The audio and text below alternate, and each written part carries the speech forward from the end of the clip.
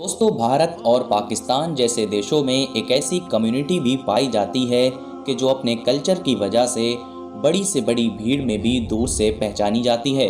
वो इसलिए क्योंकि जहाँ एक तरफ इस कम्युनिटी के मर्द हमेशा सुनहरे कलर की टोपियाँ और लंबा सा सफ़ेद कलर का लिबास पहने होते हैं, तो वहीं दूसरी तरफ इस कम्युनिटी की औरतें भी कलरफुल और यूनिक ड्रेस पहनती हैं, जो उनको बाकी लोगों से अलग बनाती हैं। आमतौर पर इनको मुसलमानों का ही एक फ़िरका माना जाता है और इनको बोहरा मुस्लिम्स कहकर पुकारा जाता है। लेकिन पिछले कुछ वक्त से ये कम्युनिटी काफ़ी ज़्यादा चर्चा में आ गई है।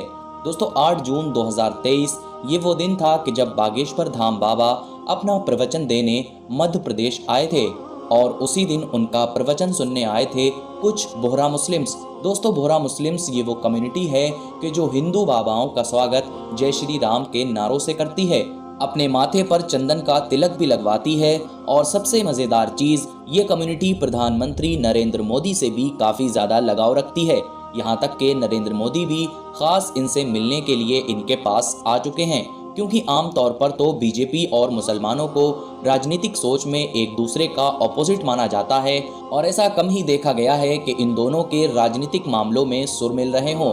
और यही सारी चीज़ें थीं कि जिनकी वजह से लोग हैरान थे कि ये बोहरा मुस्लिम्स कौन हैं और ये लोग अपने आप को बाकी मुसलमानों से अलग क्यों बताते हैं। दोस्तों, अगर आप लोग बोहरा कम्युनिटी के इतिहास को जानने की कोशिश करेंगे कि आखिर ये लोग दूसरे मुसलमानों से किस तरह अलग हैं और ये लोग अपने आप को खुद ही दूसरे मुसलमानों से अलग क्यों बताते हैं, तो आप लोगों को हमारे साथ बिल्कुल शुरुआत में जाना पड़ेगा, क्योंकि हम सभी जानते हैं कि पैगंबर हज़रत मोहम्मद सल्लल्लाहु अलैहि वसल्लम के दौर में सिर्फ़ और सिर्फ मुसलमान हुआ करते थे। ना कोई सुन्नी था और ना ही कोई शिया था। मगर वक्त गुजरा और उसके बाद सबसे पहले मुस्लिम कम्युनिटी 2 ग्रुप में डिवाइड हुई। एक को सुन्नी कहा जाता था, जबकि दूसरे को शिया कहा जाता था।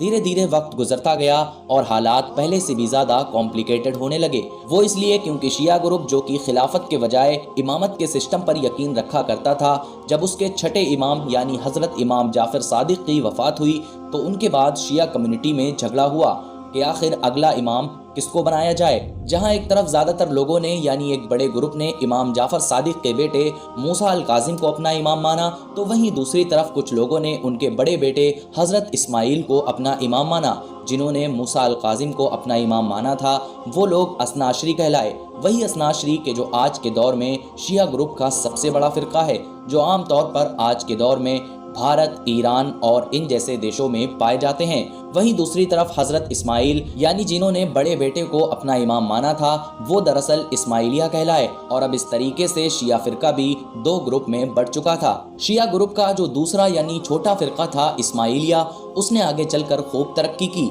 यहाँ तक कि 10वीं सदी के बिल्कुल शुरू में इन लोगों ने अपनी एक ताकतवर सल्तनत की बुनियाद भी रखी। एक ऐसी सल्तनत कि जो एक मुस्लिम दुनिया के एक बड़े इलाके पर कायम थी और इसकी गिनती दुनिया की ताकतवर सल्तनतों में की जाती है। और हम लोग आज के दौर में इसको फ़ातिमी सल्तनत के नाम से याद करते हैं। मगर दोस्तों, परेशानी उस वक्त हुई कि जब इस सल्तनत के भी 8वें खलीफा यानी 8वें हुक्मरान के जिनका नाम अल मुंतशिर बिल्ला था, उनकी वफ़ात हुई। 1094 में जैसे ही इनकी वफ़ात हुई, फ़ौरन इनके शहज़ादे, जिनमें से एक का नाम मुस्ताली था जबकि दूसरे का नाम नज़ार था, इन दोनों के बीच हुकूमत को लेकर जंग शुरू हो गई और इस जंग में आखिरकार मुस्ताली की जीत हुई। मुस्ताली ने जंग जीतते ही अपने भाई यानी शहज़ादे नज़ार को दीवार में ज़िंदा चुनवा दिया। मगर दोस्तों, जिस वक्त तक नज़ार की मौत हुई थी, उस वक्त तक नज़ार नाम के ये शहज़ादे भी अपने फॉलोवर्स यानी अपने मानने वालों की एक बड़ी टीम इकट्ठा करने में कामयाब हो चुके थे। आगे चलकर इनके मानने वालों को ही यानी इनके फॉलोवर्स को ही आगा खानियों के नाम से जाना गया। ये आगा खानी वही आगा खानी कम्युनिटी है कि जो आज भी हमारी इस दुनिया में बड़ी तादाद में मौजूद है। जबकि दूसरी तरफ गद्दी पर बैठने वाले शहज़ादे यानी मुस्ताली की भी 26 से 28 साल की उम्र में जहर दिए जाने की वजह से वफ़ात हो गई थी। मुस्ताली की वफ़ात के बाद अल अम्र नाम के उनके बेटे को गद्दी पर बैठाया गया था। मगर दूसरी तरफ जो नज़ार के फॉलोवर्स थे, उन्होंने अल अम्र को भी कत्ल कर दिया था। धीरे धीरे वक्त गुजरा और फिर फ़ातिमी सल्तनत भी कमज़ोर पड़ना शुरू हो गई थी। सलेबी हमलों की वजह से और अंदरूनी परेशानियों की वजह से ये सल्तनत हमेशा हमेशा के लिए ख़त्म हो गई। सल्तनत भले ही ख़त्म हो गई थी, मगर मुस्ताली और नज़ार को अपना अपना इमाम मानने वाले ये लोग धीरे धीरे पूरी दुनिया में फैल गए। मुस्तालियों यानी मुस्ताली को अपना इमाम मानने वाले लोगों का ये मानना है कि जब उनके बेटे अल अम्र को नज़ारियों की तरफ से कत्ल किया गया था तो उस वक्त तक उनके यहाँ पर तैयब नाम का एक बेटा भी पैदा हो चुका था, जिसको खुफिया तौर पर यानी मुस्ताली के मानने वाले लोगों ने ही नज़ारी कत्ल ना कर दें इस डर से छुपा दिया था। फिर उसके बाद तैयब के यहाँ पर एक के बाद एक खुफिया तौर पर इमाम यानी लोगों की नज़रों से पोशीदा इमाम पैदा होते रहे थे और आगे जाकर इन्हीं इमामों को मानने वाले लोगों को तैयबी कहा जाने लगा था।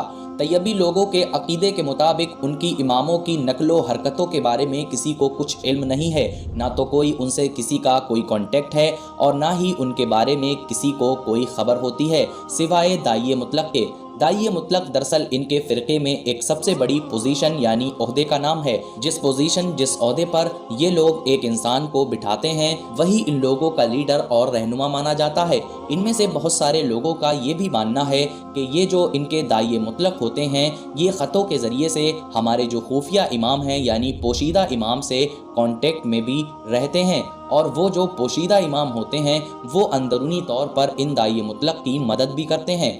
दोस्तों, धीरे धीरे वक्त गुजरता गया और अगली लगभग 10 सदियों तक ये फ़िरका तैयबी फ़िरक़े के नाम से ही जाना जाता था और इसको मानने वाले लोग यमन, हिंदुस्तान, अफ्रीका के साथ साथ दुनिया के कई अलग अलग इलाकों में फैल चुके थे। मगर दोस्तों, तैयबी नाम के इस फ़िरक़े में और भी ज़्यादा डिवीज़न यानी और भी ज़्यादा बंटवारा उस वक्त हो गया कि जब 1591 में इन लोगों के 26वें दाइये मुतलक के जिनका नाम दाऊद बिन अजब शाह था उनकी वफ़ात हुई, क्योंकि उनकी वफ़ात के बाद भारत में ही उनके जो जानशीन थे जिनका नाम सैयदना दाऊद बिन कुतुब शाह था उन्होंने 27वें दाइये मुतलक की हैसियत से गद्दी संभाली। मगर दोस्तों, उसी दौर में तैयबियों के ही एक दूसरे दाई जो यमन में रहा करते थे जिनका नाम सुलेमान बिन हसन था, उन्होंने इस फैसले से इख्तिलाफ किया और उन्होंने ये दावा किया कि ये जो 26वें दाइये मुतलक थे दाऊद बिन अजब शाह उनका असली जानशीन मैं हूँ और इसलिए 27वें दाइये मुतलक की हैसियत उन्होंने भी संभाल ली। यहाँ तक कि यमन और उसके आसपास के इलाके में जितने भी तैयबी फ़िरक़े के लोग रहा करते थे उन्होंने इस बात पर उनकी हामी भी भर दी और इस तरह से इस कम्युनिटी में एक साथ 2 दाइये मुतलक बनने की वजह से ये कम्युनिटी भी 2 हिस्सों में टूट कर रह गई। जो लोग यमन के इलाके में रहा करते थे उनको सुलेमानी बोहरा का नाम दिया गया, जबकि जो भारत के इलाके में रहा करते थे और भारत के ही बुजुर्ग को उन्होंने अपना दाइये मुतलक माना था उनको आज दाऊदी बोहरा के नाम से जाना जाता है। आज के दौर में यमन की बोहरा कम्युनिटी और हिंदुस्तान की बोहरा कम्युनिटी आपस में काफ़ी अलग अलग हो चुकी है। इनके निज़ाम, इनके सिस्टम, इनका कल्चर सब कुछ अलग नज़र आता है। फिलहाल दोस्तों, अब तो हालात ऐसे हैं कि हिंदुस्तान में जो बोहरा कम्युनिटी है उसमें भी कई फ़िरक़े बन चुके हैं, जैसा कि अलवी बोहरा, कुतबी बोहरा और हैबती बोहरा वगैरह। इनमें आपस में इतना ज़्यादा इख्तिलाफ पाया जाता है कि ये एक दूसरे के यहाँ पर शादियाँ तक नहीं करते हैं। इसके अलावा दोस्तों, जैसा कि मैंने आपको पहले ही बताया कि ये लोग पोशीदा इमामों पर यकीन रखते हैं और साथ ही साथ इन लोगों का ये भी मानना है कि इनके यहाँ ये जो दाइये मुतलक होते हैं ये दरअसल इनके जो पोशीदा इमाम होते हैं उनके ही अंडर में होते हैं, यानी उनके निगहबानी में होते हैं। ये लोग अपनी मजहबी किताबें किसी को नहीं दिखाते हैं। इसके अलावा ये लोग दूसरे मजहब यानी दूसरे लोगों के सामने अपने मजहब की बातें भी नहीं करते हैं। यानी इस तरीके से ये लोग डिबेट या बहसो मुबाहिसा जैसी चीज़ों से भी दूर रहते हैं। इन लोगों के मुताबिक जो भी इसके खिलाफ काम करेगा वो दरअसल इमाम ज़मा की ज़ियारत से महरूम रहेगा। इन्हें अपनी मजहबी बातें छुपाने और दूसरों से मजहबी ताल्लुक़ न रखने का सख्त हुक्म दिया गया है। दुनिया के कुछ फ़िरक़ों की तरह बोहरा कम्युनिटी के ज़्यादातर लोगों का ये मानना है कि कुरान में बदलाव हुआ है, यानी उनके मुताबिक कुरान के 10 पारे गायब हैं, वही 10 पारे कि जिसमें अहले बैत की फजीलत और उनके बारे में लिखा हुआ था। लेकिन वो लोग ये भी मानते हैं कि हमारी दुनिया के कुछ ख़ास लोगों के पास वो 10 पारे भी मौजूद हैं। बोहरा कम्युनिटी अक्सर औरतों की खतना को लेकर भी काफ़ी चर्चाओं में आती रहती है। आज के दौर में बोहरा कम्युनिटी के कुछ लोग इस चीज़ के पूरी तरह ख़िलाफ़ हैं, तो वहीं कुछ लोग आज भी इसको ट्रेडिशनली सपोर्ट करते हैं।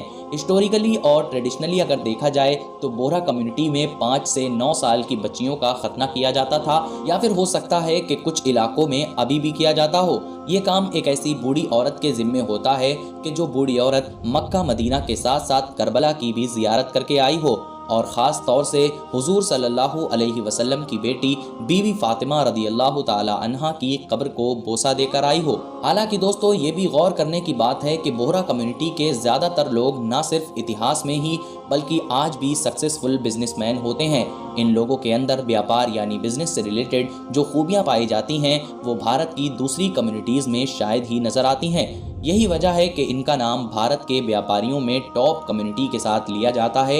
ये लोग बिजनेस के साथ साथ पढ़ाई लिखाई में भी काफ़ी आगे हैं। ख़ास तौर पर हिंदुस्तान में मुस्लिमों के जितने अलग अलग ग्रुप पाए जाते हैं उनमें तो इन लोगों का नाम टॉप पर ही आता है। फिलहाल दोस्तों, उम्मीद है कि आप लोग बोहरा कम्युनिटी के बारे में इस वीडियो के माध्यम से काफ़ी कुछ जान गए होंगे।